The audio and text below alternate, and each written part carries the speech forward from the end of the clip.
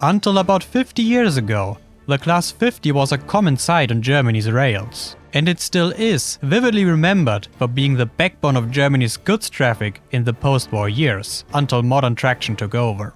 But it also was built in large numbers during the war. Though, despite its appearance, is the Class 50 actually a war locomotive? The story of the Class 50 begins with two different parties and two different interests. In the mid-1930s, the National Railway, the Deutsche Reichsbahn, found itself in a difficult position. Since the introduction of the first standard locomotives, only heavy tender goods locomotives had been built, namely the classes 43 and 44, with the long-running branch lines as well as weak main lines that couldn't support an axle load of 20 tons being served by older designs. As the Great Depression drastically reduced the need of goods locomotives, however, many of those older designs were withdrawn and scrapped. And when the economy improved in the mid-1930s due to military buildup and at the price of massive national debt, the Reichsbahn was confronted with a severe lack of light goods locomotives. Furthermore, the various Prussian types available, despite many of them being hardly more than 10 years old, were all built to by now very much outlived designs that were either too heavy or too weak to be freely used, and generally too slow on top. Rebuilding slightly short of 700 Prussian G8.1s with a leading axle to reduce axle load, while also increasing speed, was done as first aid, but was hardly a long-term solution.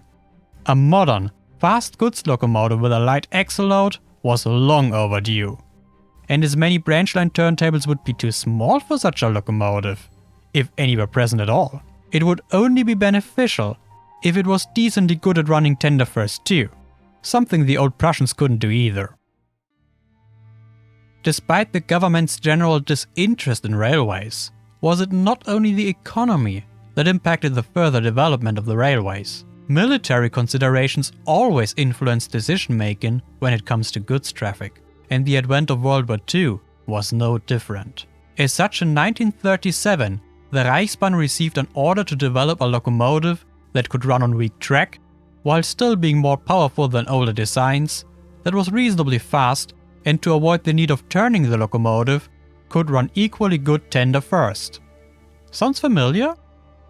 Originally, this request was regarded as confidential.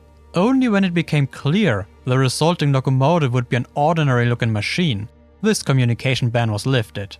But there were two requested features that were unusual. First, the design should be simple, rugged, and tolerant towards poor handling and a lack of maintenance. Something locomotives of public railways generally don't have to endure and are therefore not designed for, in favor for better performance and efficiency.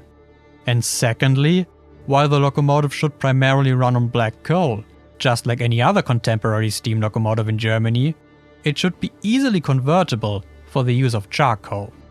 This might seem strange, as the German Empire had more than enough black coal and therefore no need to use any inferior fuel, but makes sense for a locomotive used abroad, where black coal might be difficult to come by. Both the needs of the Reichsbahn and the needs of the military resulted ultimately in the Class 50, introduced in April 1939. But despite the military influence, the locomotives were delivered to the Reichsbahn for general use, and the request for a simple and rugged design was somewhat disregarded altogether.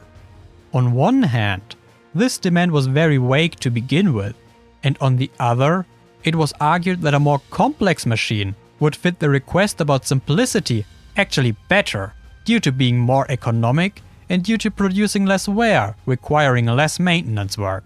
Oh, one has to be stubborn to be called a true railway engineer, and the result was a true standard. Only the overly large steel firebox, enabling the Class 50 to burn charcoal, gave away its military influence, as this request couldn't be interpreted away. With the outbreak of the war in September of the same year, its production numbers eventually increased drastically, but so did the numbers of other goods locomotive designs, as the Reichsbahn adapted to changing transportation needs, and the government eventually started to realize its dependency on the railways. And it is now that the difference between a regular locomotive and a war locomotive became obvious.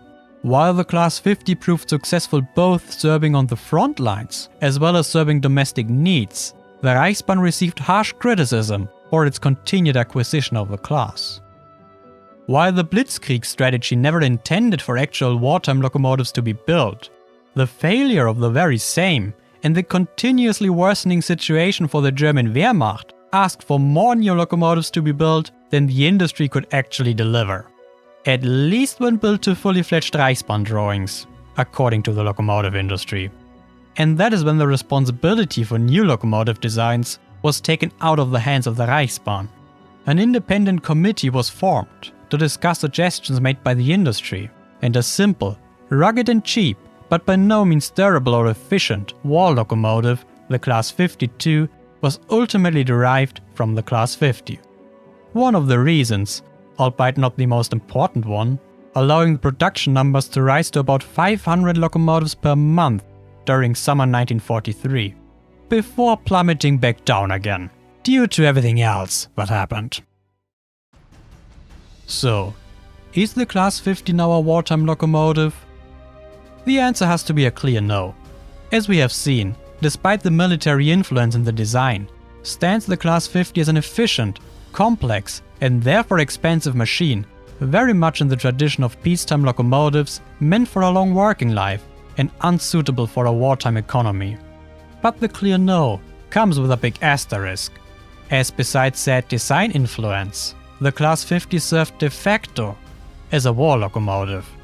And then there is also the simplified version of the Class 50, that is not yet a Class 52, but not a fully fledged peacetime locomotive either. The transitional wartime locomotive, Class 50 UK. But that is a story for another day. A fully fledged thank you goes to my channel members, including Contreon, Dave Heise, Flip Schwip, Kay Frankly, Lucas Ilskans, Martin Vigikan, Steamy Player, and the soulless Redbeard, for helping me to continue this artistic journey. And you can help me too by leaving a like if you found this video informative. Until next time, here at Steelbridge Models.